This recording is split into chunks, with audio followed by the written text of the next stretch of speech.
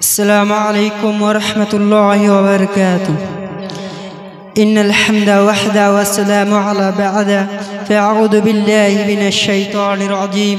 بسم الله الرحمن الرحيم. إن الصلاة تنهى عن الفحشاء والمنكر، وقال النبي صلى الله عليه وسلم: أحب الغباء لله الصلاة على الواقيها. صدق الله العظيم.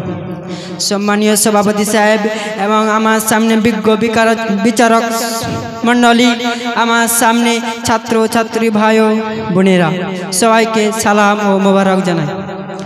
আল্লাহ পাক কোরআনের মধ্যে বলছেন, ইন্নাস সালাতা তানহা আনিল ফাহশাই ওয়াল মুনকার। প্রিয় শ্রোতা মণ্ডলী, আমি আপনাদের সম্মুখে একটি আয়াত পাঠ করেছি, যার সম্বন্ধে নিশ্চয় নামাজ মানুষকে খারাপ এবং অশ্লীল কাজ থেকে বিরত রাখে। আর আজকে আমরা কি দেখছি, যারা নামাজ পড়ছে এবং যারা নামাজ পড়ে না, সবাই খারাপ কাজের মধ্যে লিপ্ত রয়েছে। এদিকে কোরআন বলছে নামাজ মানুষকে খারাপ এবং অশ্লীল কাজ থেকে বিরত রাখে। আর আজকে আমরা কি দেখছি, যারা নামাজ পড়ছে এবং যারা নামাজ পড়ে না, সবাই খারাপ কাজের মধ্যে লিপ্ত রয়েছে। 100 থেকে 99% মানুষ। যেইভাবে আমাদের নামাজ পড়া দরকার সেইভাবে নামাজ পড়ছি না, যেইভাবে সাহাবা রাদিয়াল্লাহু তাআলা নামাজ পড়েছেন সেইভাবে আমরা নামাজ পড়ছি না। যেমন আমি আপনাদের সামনে একটি ঘটনা বললে বুঝতে পারবেন। দুনিয়ায় থাকা 10 জন সাহাবী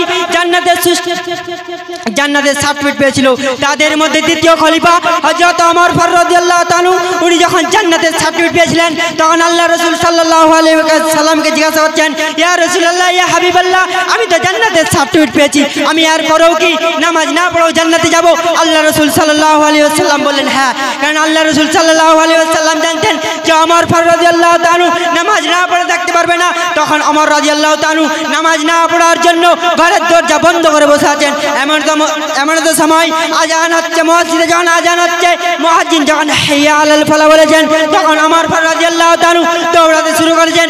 এমন তো অবস্থায় আজান শেষ এবং ওমর রাদিয়াল্লাহু তাআলা মসজিদে পৌঁছে গেছেন।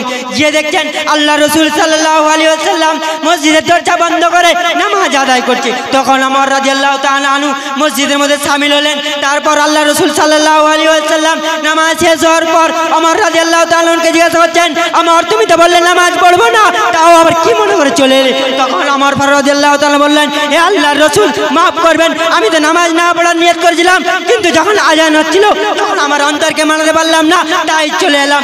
তখন আল্লাহ রাসূল সাল্লাল্লাহু আলাইহি ওয়াসাল্লাম বলছেন, ঠিক আছে, যা করেছো বাদ দাও।